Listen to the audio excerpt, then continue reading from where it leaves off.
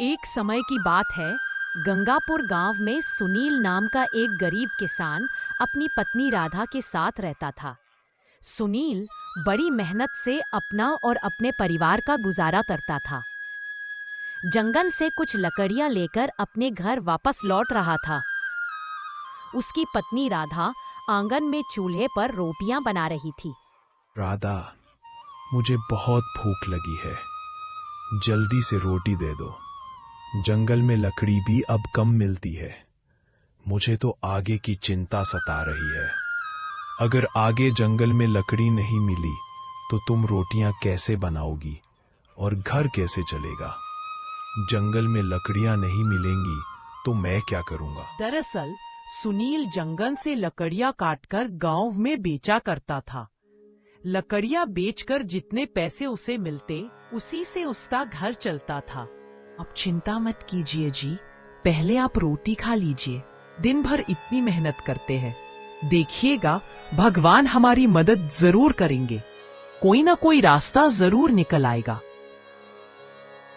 लेकिन उसकी आंखों में भी चिंता की हल्की सी परछाई थी। अगली सुबह सुनील फिर से गांव के जंगल में लकड़ियां लेने निकल गया। चलते चलते वह जंगल के एक ऐसे हिस्से में पहुंच गया जहां वह पहले कभी नहीं गया था। वहां उसे एक अद्भुत चमकती हुई लकड़ी दिखाई दी, जिससे हल्की सी रोशनी निकल रही थी। वह लकड़ी साधारण नहीं लग रही थी। सुनील ने सोचा, आजकल तो साधारण लकड़ियां भी नहीं मिलती, इसे ले लेता हूँ, शायद काम आ जाए। उसने उस चमकती लकड़ी को उठा लिया और अपने साथ ले चला। तभी उसे रास्ते में गांव के अधिकारी का बेटा विशाल मिला। विशाल के पिता गांव के अधिकारी थे। उनकी अनुमति के बिना गांव का एक पत्ता भी नहीं हिलता था। सुनील ने उसे प्रणाम किया और बोला, प्रणाम छोटे मालिक, जंगल में बस कुछ लकड़ियां लेने जा रहा था। आप तो जानते ही हैं मेरे जैसे गरीब के घर में इसी से ही तो चूल्हा जलता है। हाँ सुनील, तुम अगर जंगल जा ही रहे हो तो मेरे लिए भी कुछ लकड़ियां ले आना। अब सर्दियां भी तो बढ़ गई हैं, आग जलाने के काम आएंगी। ठीक है छोटे मालिक, मैं आपके घर में लकड़ियां पहुंचा दूंगा। सुनील ने सहमति दी। उस चमकती लकड़ी को छुपाते हुए मेहनत करके जंगल में लकड़ियां काटता है और जंगल से लकड़ियां लेकर अधिकारी के घर चले आता है। विशाल ने सुनील को देखते ही कहा, अरे आओ आओ सुनील, आखिर ले ही आए तुम लकड़ियां। जी छोटे मालिक, ले आया हूं। इतनी लकड़ियां इस सर्दी में जलाने के लिए काफी हैं। विशाल ने खुश होकर सुनील से कहा। बहुत अच्छा किया तुमने सुनील। सुनील ने फिर विशाल से कहा, छोटे मालिक, मेरी माली हालत तो आप जानते ही हैं। अब तो घर में भी अनाज का एक दाना नहीं बचा और अब तो जंगल में भी लकड़ियां खत्म होने की कगार पर है। मुझे अपनी चिंता नहीं है, लेकिन मेरी पत्नी को मैं कैसे भूखा रखूं? आप मुझे कुछ पैसे उधार दे दीजिए ताकि मैं थोड़ा खाने का सामान ले सकूं। मैं आपके पैसे जल्दी ही लौटा दूंगा। अरे सुनील, मैं जानता हूं कि तू एक ईमानदार आदमी है, लेकिन भाई ये पैसे का मामला है, इसमें कुछ कह नहीं सकते। और तेरी माली हालत भी अब किसी से छुपी तो नहीं है। पैसे तो मैं तुझे दे दूंगा, लेकिन भाई ब्याज सहित वापस भी लूंगा। जी मालिक। और विशाल से कुछ पैसे उधार लेकर अपने घर लौट आया। कहाँ रह गए थे जी आप? कब से मैं आपकी राह देख रही थी। आज बहुत देर कर दी आपने आने में। सुनील ने अपनी पत्नी को सारी बात बताई। जंगल में और अब लकड़ियां ही नहीं बची हैं और कल से हमारा घर कैसे चलेगा? इसीलिए मैं मालिक से पैसे उधार लेकर आया हूँ। भगवान जाने आगे हमारा क्या होगा। क्यों ना हम इन पैसों से कुछ काम शुरू करें। आप पकोड़े बहुत अच्छे बनाते हैं जी, क्यों ना हम पकोड़े बनाकर बेचें? पूरे गांव में आपके जैसे पकोड़े कोई नहीं बना सकता। आपके बनाए पकोड़े इतने स्वादिष्ट होते हैं कि सभी गांव वाले उंगलियां चाटते रह जाएंगे। सुनील ने थोड़ा सोचा और फिर अपनी पत्नी से कहा, तुमने ठीक कहा राधा, मैं पकोड़े बनाकर बेचने का काम शुरू करूंगा। मालिक ने जो पैसे दिए हैं उनसे मैं पकोड़े बनाने का सामान ले आता हूँ। अगले दिन वह पकोड़े बनाने लगता है। उसने चूल्हे में वही चमकती हुई लकड़ी डाली जो वह जंगल से लाया था। जैसे ही लकड़ी ने आग पकड़ी, एक अद्भुत मीठी सी सुगंध पूरे घर में फैल गई। सुनील और राधा ने देखा कि पकौड़ों का रंग और भी सुनहरा हो गया है और वे एक अलग ही आभा से चमक रहे हैं।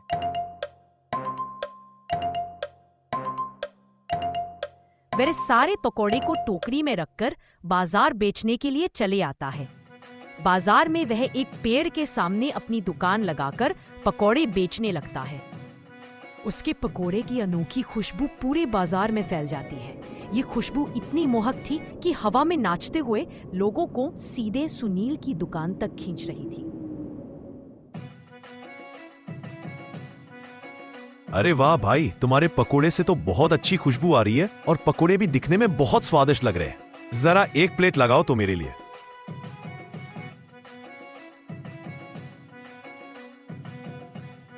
मेरे लिए भी लगाना तो एक प्लेट।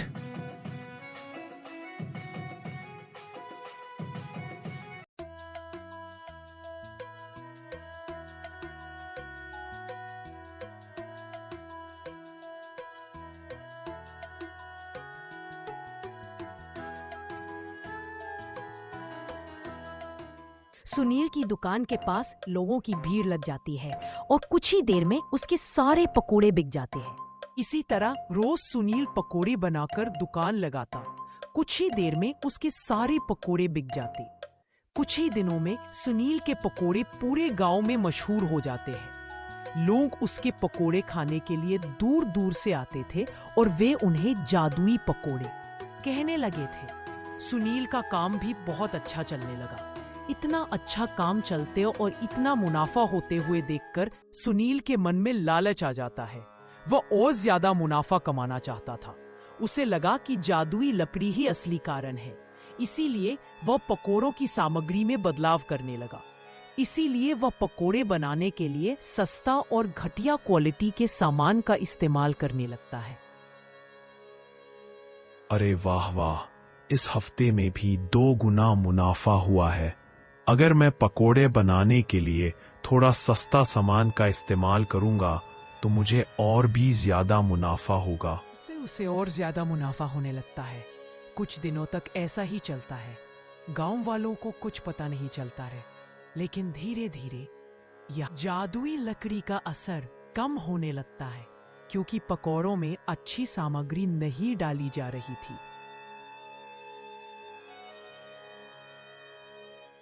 कुछ दिनों बाद सुनील के पकौड़े खाकर गांव वालों की तबीयत बिगड़ने लगी थी। जादुई गुण धीरे धीरे गायब हो गए थे। गांव वालों ने सुनील की शिकायत ग्राम प्रधान के पास जाकर कर दी कि सुनील पकौड़े में कुछ मिलावट कर रहा है। प्रधान जी, सुनील अपने पकोड़े में कुछ मिलावट कर रहा है जिसे खाकर गांव के लोग बीमार हो रहे। सुनील का तो कुछ करना पड़ेगा, इसकी बहुत शिकायत आ रही है।